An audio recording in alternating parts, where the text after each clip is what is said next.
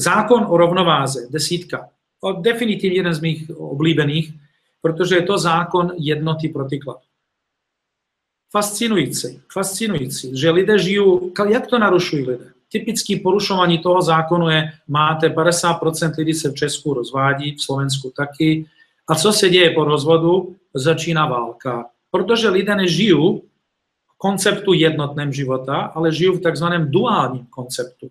A v duálním konceptu, když se rozvádíme, a to je něco údajně špatného, prosím vás, tak to vnímá většina lidí. My se dneska večer budeme loučit a bude tento webinář končit, tak my jsme se sloučili na začátku, potom se loučíme. To je jednota protikladu. Není sloučení krásné a loučení špatné. Sloučení a loučení jsou součástí celku. To znamená, oni dohromady dávají celek.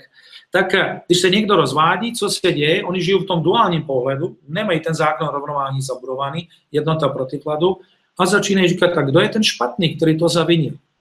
No, tak normálně to je ten druhý, nejsem já. A začíná válka, obviňování toho druhého, to se přenáší přes děti, ze kterých se potom vytvářejí, ty děti mají potom mindráky a nejistoty na celý život z toho. A jako ale oba tvrdí, že zbožňují svoje děti a tak dále. Tak jednoduše narušení jednoty protikladu. Protože přišel čas na loučení. Co je na tom špatného? Ale nauč se loučit se, rozumíš? Jak se porušuje ten zákon? Denně vidím, jak se porušuje ten zákon rovnováhy, a to je jednota protikladu. Slyším od lidí, jak je duchovní svět krásný, subjektivní svět duchovní je krásný a tento materiální, objektivní, fyzický svět je hrozný a ošklivý. A já říkám, dobrý, jako jenom na chvíli popřemýšlej o tom. V tom subjektivním světě neexistuje pusinka, neexistuje dotek. Tam nemůžeš nikoho pomazlit a dát mu pusu. To neexistuje v subjektivním světě, ale existuje v tomto objektivně. Je to překrásný. Je to překrásný. Podívejte se, na kolik barev tady existuje v tomto objektivním světě. Jaká pestrost živých druhů. Fantázie. Tak jako lidé neustále žijou v tom, subjektivní svět je krásný, objektivní je špatný. Rozumíte? Já žiju duchovní svět, ale peníze jsou špinavé.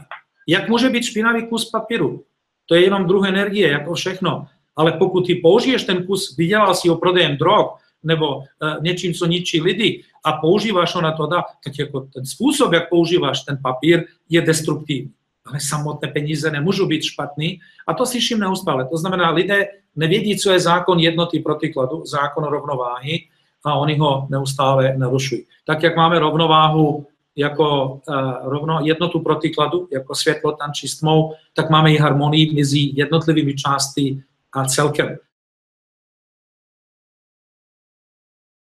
Zákony celoživotního úspěchu. Já bych řekl, pokud někdo z vás, a věřím, že drtivá většina se ptá, co je smysl mého života, co já tady dělám, rozumíš, co je nějaký můj účel, co je můj vztah jako mě, jako jednotlivce s životem, s tím vesmírem, někdo říká s Bohem, s přírodou a tak dál, tak to je kurz pro vás. Protože tam definitivně odpovíme na ty otázky týkající se smyslu života nejhlubšího, týkající se vztahu mezi jednotlivcem a tím univerzem, nebo jestli to chcete nazývat jinak, to je otázka vaše osobní filozofie. A tam vám prakticky vysvětlíme 12 přírodních hlubokých zákonů celoživotního úspěchu. To jsou zákony, já bych řekl, úspěšného žití.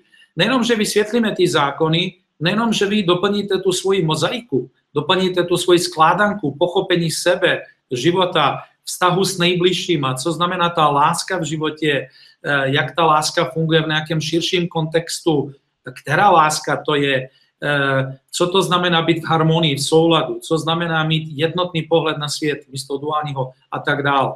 Je to prakticky pochopení, poznání těch 12 zákonů, ale navíc vám nabídneme techniky, konkrétní nástroje, kterými ty zákony zabudujete do svého života. Vy víte, že u nás je vždycky rovnováha mezi teorií a praxi, taky tady to bude i tentokrát.